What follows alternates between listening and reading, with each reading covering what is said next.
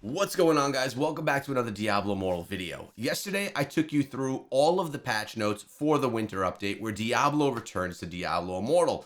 These patch notes were pretty massive. As you could tell, it took me 45 minutes just to read through all of the details.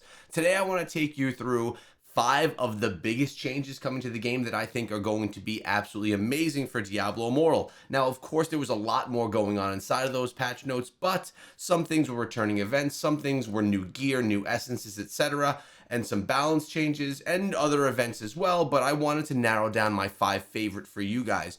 In addition, we have this, but I'm going to get to that at the end of this video here today.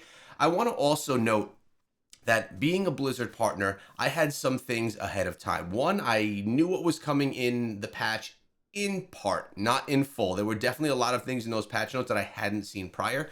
I also was given access to play an internal build of Diablo Immortal so that I could play some of these features ahead of time. This is a nice benefit that a handful of creators get so that we can really be able to share things with our community. I was not one that spent the time inside of that developer's build. With the busy life that I got going on, other channels, etc., I just didn't have the time to commit to grinding out sessions to learn and feel what these new game modes were like. Which is actually okay because there's nothing that I don't understand that's coming to the patch notes, and it was just a choice that I made regarding how much time I had and where I had to allocate that time. So let's go into my 5 things that I think are the most impactful that we're going to see from the update, starting with this one right here. Of course, Diablo returning to Diablo Immortal, being able to engage in that fight.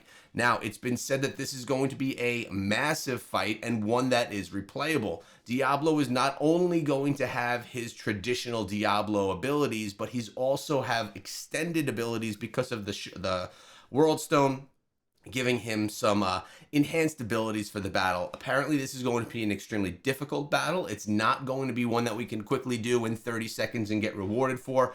And it's going to be replayable, which is really nice. And when they spoke of it, they didn't make it sound like it was going to be inside of a new dungeon, but more of a multi-person party event that you can dive into. And then that's going to bring us into the new world, which is the Hell on Sanctuary World's Crown, which is all supposed to be the biggest realm inside of Diablo Immortal to date, which is quite exciting. It's also nice because we're getting some new bounties as well, and I know that I like when we have bounties in new zones. Traditionally, that's how I explore the zones. I don't just randomly explore them, but I do my bounties and go on throughout.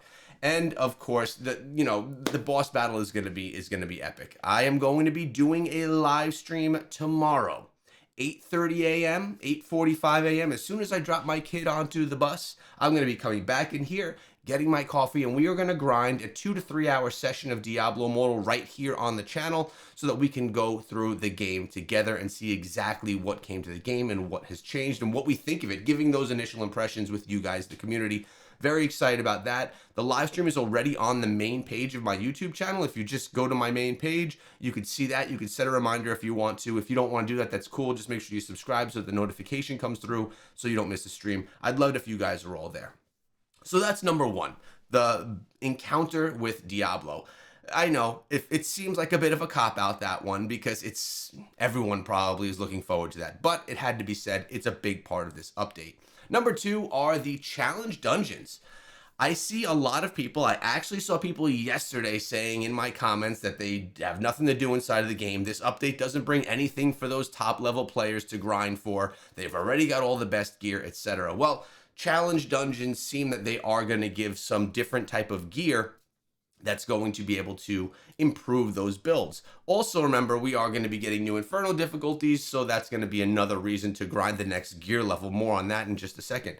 But the cool thing about what we have right here with Challenge Dungeons is that not only are they going to be more difficult, I think it was bosses are going to get 500 times more HP and twice as much damage they do. I may be flipping those numbers, but I think that's how it was. So the enemies are going to be more difficult. There's going to be modifiers that are making the stages more difficult as well, with, things falling that can damage you, lava that can burn you, etc. So these dungeons are going to be fun. It's going to be something where if you're not a higher level player, if you're not one of the topper of tier players, you may, and you want to experience this, you're going to have to get yourself a little bit of a hard carry, get in a party with a few others that are able to get through this in decent fashion and kind of stay back, use a ranged class, try and assist, and get some of the benefits from doing these dungeons. This is a good change for some of our higher level players that are looking for something to do. Now, that also does bring me to the Paragon discussion, which I may as well do here because it's fitting. This is not one of my favorites, but it's just another point. Paragon 600 is coming, right? So we're getting the new Paragon tree. Of course, that's going to be cool. We're getting new Heliquary bosses. Of course, that's going to be cool. That's expected stuff. That's not my favorite stuff. But the question is, we're going to be around Paragon level 570 upon the drop of this update. There's rumor, I guess we can call it, that it's going to be bumped up to Paragon 600, so people are going to get some massive buffs and abilities to get to that 600 Paragon level right away on update day. This has not been confirmed anywhere. It's only been spoken of, anticipating that that could happen, because in the past, not all of the time in the past, mind you, but in the past this has happened. So we'll see if that actually comes to fruition or not. At the end of the day, don't stop your grinding. Another great thing about these challenge dungeons is you're going to get 1 extra green per week and some better types of gear that are going to be able to drop to go along with the new Inferno difficulty, where you're going to need to re-gear yourself anyway. So whales, higher level players, or people that are just major grinders are going to have something else to grind for as the game progresses with now challenge dungeons. Next, we have the new progression system, Seeker's Path. Few reasons why I like this. This has been put in place for the more casual players. There are elements of the game, like your tableau, that you can only really upgrade if you're part of a warband. A warband is like a smaller, more niche version of a clan that most players that are casual players are not a part of. And if they are a part of one, they're a part of one with other casual players that probably aren't utilizing the abilities of the warband to the fullest. So taking the tableau and others out of the warband activities is going to allow people to gain the combat rating and gain the things that were holding them back, all of those buffs holding players back that started 3 months ago, so that they can catch up in all or more fashions to people like myself who have been grinding since day one. As you can see, Heliquary, upgrading equipment, Ancestral Tableau, this is going to progress you through the system and allow you to get a lot of the buffs that my account may already have on accounts that are new, because it was kind of a time-gated thing. It would take you as long as it took me, maybe not quite as long, but it'll take you a long time to get all of your attributes up to stat with someone that's been playing since day one.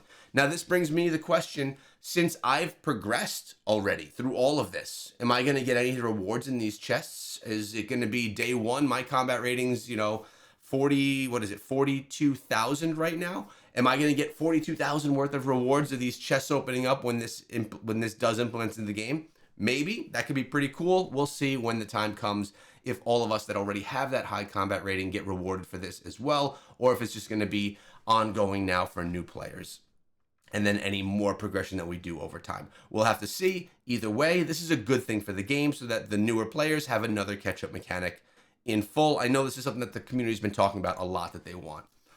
Probably my favorite thing is this: giving more utility to our familiars. There's things inside of Diablo Immortal that we have to do every single day that tend to become tedious, that are things that we really maybe don't want to do, but we have to do it for the grind of our account. I'll tell you, there's some days that I say to myself, man, Fractured Plane just dropped in the game, or I just want to do Battlegrounds today, but I gotta do my dungeons, I gotta do my bounties, I gotta do all these other things. And I do that because I want to keep up the grind of my account. I want to stay above Paragon level, at least 5 to 10 levels above Paragon level before the next week starts. It's my internal typical goal. I know all people don't think the same way that I do, but that's how I think. Having familiars being able to do these expeditions for us is a great way to passively grind. This can be done while you are doing other things inside of the game, and even when you log off of the game. So it is definitely an AFK version of grinding experience. It's essentially taking shadow contracts, the Sanctum, and the Accursed Towers out of the mix. You don't have to actually play them anymore. And now we can deploy 1, 2, 3, or 4 of our bound familiars to do these for us. Now, this is even what makes it even better. The bound familiars are your familiars that are not the one that's following you around. The one that's following you around, collecting all of your stuff when it drops, being able to do all of the attacks on enemies as well. That familiar, that's your pet. That one stays with you the whole time. But your other 4 familiars that you bind to your account, those are the ones that you can then send out on these expeditions. So really, you're not losing anything that you would have as if you had your familiar right next to you. I am unclear if when you're doing this, if you lose the ability that those familiars may bring, like salvaging equipment, identifying equipment, or changing the gear that you're wearing, you know, changing up your essences. I have all of those abilities. They are all on my bound, my secondary familiars. I don't have any of that on my primary. That's where I basically have Savior on my primary familiar. So for me, I think this is a huge win, as long as we still have the utility of those 4 familiars while they're out on their expeditions. I still want to be able to salvage. I still want to be able to identify. Those are the 2 that are the main ones. Honestly, salvaging is the main one, specifically when I'm out and farming. But familiars being able to go on expeditions is a huge win for the game. And it just adds a whole lot more value to familiars as a whole. Believe me, I do love having them. I love the things that we can do when we have them, you know, like the salvaging, the identifying, etc. I love that they pick up my stuff, so I don't have to run around in circles as much to collect things as they drop. Familiars have been great since day one. The upgrade mechanics have been weird. That has changed as well. Melding is now gone. They're trying to simplify this, and I do believe it's going to continuously be simplified over time. But having them out on these expeditions is a massive win, and in my opinion, one of my favorite things from this update. And lastly, magic affix rerolls. So this is a complaint we've heard from a lot of players that are top tier players that have been playing for a long time, that have really invested a lot of time, money, or money, whatever it is, top tier players, where you have your pieces of gear and they have those certain magic affixes. And one of those magic affixes, or maybe even both, are just not what you want. And you need to go find more gear, tons of gear, before you could finally find a piece that's as strong as or stronger than, with the right magic affixes and everything all lined up. It actually becomes quite difficult to make a perfect build. So now there's a reroll mechanic inside of the game where you're going to be able to reroll one of the magic affixes on a piece of gear as long as the gear slot is at level 30. Again, now this is a feature that's for those top level players, ones that have all of their primary gear all up to level 30 already. And we'll read, if you have already upgraded 8 of your primary equipment to rank 30, you can now use the enchant feature at the blacksmith to re-roll 1 magic affix on an item to replace it. Heliquary boss, class specific, and skill specific magic affixes cannot be re-rolled. So it looks like if you have already upgraded all 8 of your primary equipments to rank 30, not just 1, and then you could re-roll that one. You need to get all 8 slots up to level 30. That's a grind in itself. That takes a lot of farming, and honestly, it's something that I'm still doing right now. I still don't have all of my stuff to 30. So we're definitely talking about players that are more end game players that have been grinding and farming, for life type of a thing. This is a great one. There's definitely a few things inside of this update, this being one of them, that's great for some of those bigger end game players that are looking for something. This challenge dungeons as well, 2 big things for them. Now, I did share this in the very beginning of the video. This was actually something very cool, not relating to the update, but this is a comic that was put out. It was by Fred and Adam. You can see their names right there. And it kind of takes you through some of the story of Diablo. And I shared it because I actually thought that it was really cool. Something that I don't ever really share with you guys is what I do outside of YouTube. And basically, I run a marketing, media, and a YouTuber agency where we do deal flow and build out things for clients that are in the gaming space. One of the things that we do for clients is create comics. We did not make this comic for Blizzard, but we do make comics related to video games for our clients. So when I saw this, I was like, man, I actually really like this. This is right up our alley, and right up my alley, because I love comics back in the day as a kid. I love Diablo, and now we have Diablo in a comic. I think it's really cool. I'll be linking this down in the description, or in the in the description of this video if you guys want to take a look.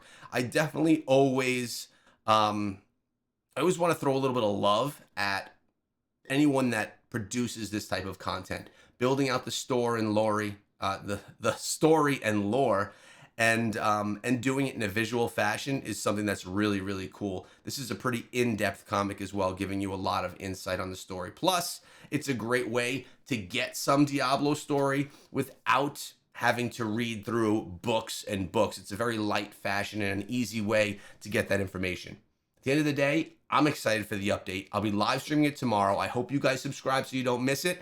It's going to be a good time. I'll see you guys there.